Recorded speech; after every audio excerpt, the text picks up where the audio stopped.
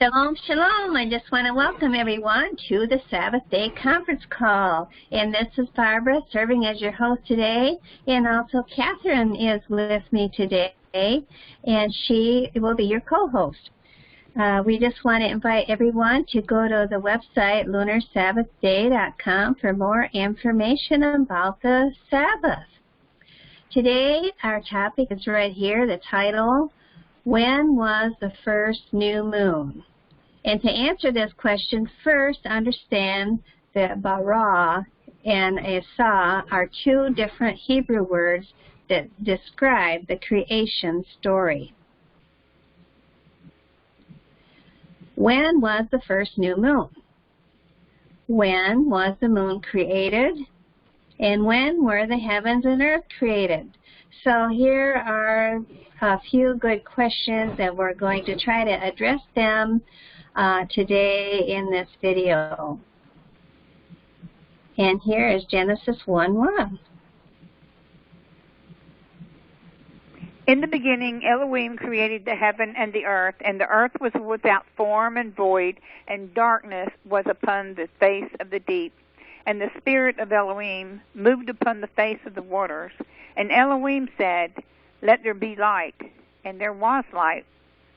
Darkness, an actual segment of time, preceded day one of creation week. That is to say that the very first day of the very first month in Earth's history was dark. No light preceded this day. Why should we expect subsequent months to be any different? The first day of the first month, or moon, was dark. The first month began with a new moon. That's right. And in the scripture, anywhere you see the word moon, originally it said month. Well, when the heavens and earth were created in Genesis 1:1, was that a separate space or time event?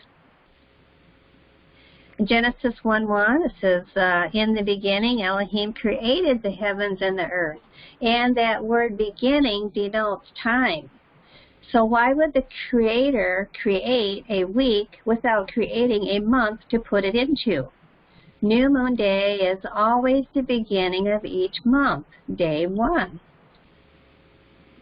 And this calendar here to the left shows you the phases of the moon, and they show when the Sabbaths are. And here to the right is a lunar solar calendar showing the first day as New Moon Day. So the heavens and the earth were created, bara, and that is H1254. Essentially, out of nothing is what it means. Could there be two first days in Genesis chapter 1? The first day of the month and the first day of the week. Tradition or scripture? A week and a month are two separate units of time with two different counts, 7 days and 30 days, respectively. Tradition teaches that the first day of the week and the first day of the month start at the same time. Nothing in Scripture mandates that they start at the same time.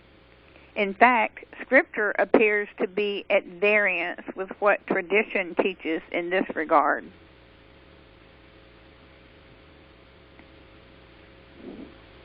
Must the week and the month start at the same time? If day 4 was the first new moon day, and day 7 was the first rest day for Adam, there would only be 3 days between them. The moon wouldn't be in the first quarter phase yet, but it would only been around for 3 days. So how do we arrive at 7 days between new moon and Sabbath if new moon was on day 4? And you can see here the weeks are separated by 7 days each between each phase. If the moon was created on the 4th day, as some suppose, well, that would mean that the 4th day is a new moon day, or the beginning of a new month. This, of course, would be impossible because you cannot have the first month underway for 3 days and nights if the sun and moon, which defines the days and nights, did not come into being till the 4th day. Therefore, we can reasonably conclude the moon was created in the beginning, as it states in Genesis 1:1. Do all the runners in a relay race start running at the same time? No, of course not. The first runner hands off the baton to the second runner, and the second to the third, and so forth. In a similar fashion, it is not possible that the first day of the month, i.e., the new moon, hand off the chronological baton to the first day of the work week and the 6th day of the work week to the 7th day Sabbath, etc. This obviously would prevent new moon worship days from falling on work days. So when was the moon created? When do most Sabbath keepers believe the moon was created? Well, it's not surprising that I myself thought the same and taught this in Sabbath school and to the children, that 98% of all believers think that the moon was created on the 4th day. The reasoning is based on the verses in Genesis 1:14 through 19.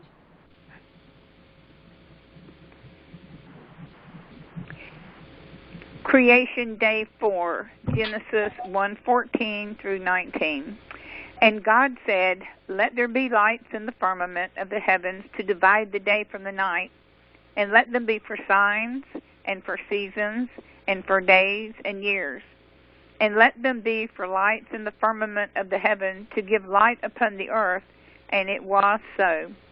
And God made 2 great lights, the greater light to rule the day, and the lesser light to rule the night. He made the stars also, and God set them in the firmament of the heaven to give light upon the earth, and to rule over the day and over the night, and to divide the light from the darkness. And God saw that it was good. And the evening and the morning were the 4th day.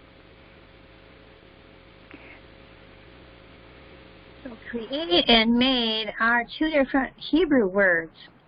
What escapes most Christians' understanding is that Genesis 1:14 through 16 tells us that the sun and moon and stars were made or appointed, Asah, Numbers 6:2-1-3.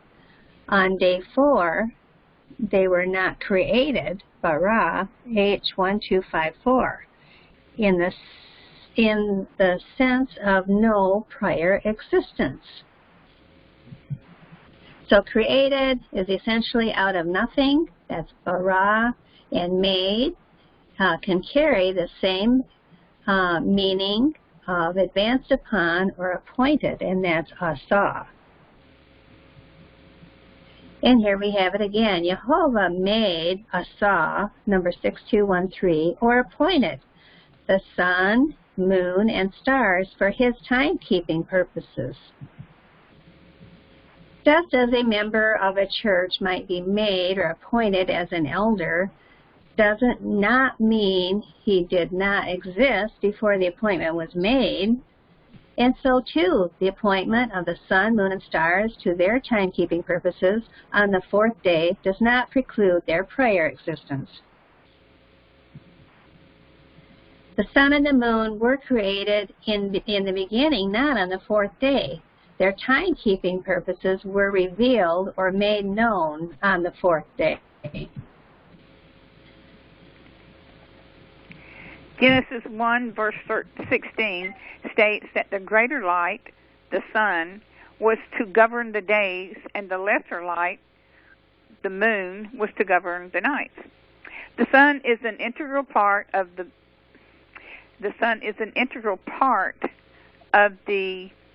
of what constitutes a day, since it governs the day. How can you have the first 3 days of the first month without the sun governing and not contradict Genesis 1, verse 16? And Elohim made 2 great lights, the greater light to rule the day. Genesis 1:16. Okay, and in similar fashion, how can you have the first 3 nights without the moon, which governs it? And Elohim made 2 great lights, the lesser light to rule the night, Genesis 1:16. So Genesis 1:5b, 8b, 13, and there was evening and morning the first day, the second day, and the third day, etc. 3 days could not have passed before the sun and moon were created. In Job 38, we're told the morning stars sang together when the foundations of the earth were laid. The stars, and that's Kowkab, number 3556 of Job 38:7a, are described by the same Hebrew word as the stars, Kowkab, number 3556 of Genesis 1:14 through 16. So it's the same stars. How can the stars be singing when the foundation of the earth was laid, Genesis 1:1, if the stars had not been created until the 4th day? They were there, the foundation. Genesis 1:1, in the beginning, Elohim created the heavens and earth. The word beginning denotes time. You cannot have the first day of the month or the first 3 days of creation, which are time-related events, without planetary motion. Time has always been kept by the sun, moon, and stars. So, since time began with the creation of the heavens and earth in the beginning, then it stands to reason that the sun, moon, and stars were in place at that time, although the sun was not lit till the next day. The first day of every biblical month is the new moon day, Rosh Chodesh. You cannot have a first day of the first month without a moon, the first new moon day. So I hope this video was helpful to you to explain Bara and Asah. And we have done this whole video. It's on teaching that Dan Hume did. I hope you'll go watch this When Was the Moon Created YouTube video in the beginning or day 4. It covers all the creation days and all your questions that you might have. So I hope you'll go and watch that. And also the complete article is in the link below. So thank you for being here today, and thank you, Catherine, for being my co-host. So I hope we'll see you all back again next week. Thank you.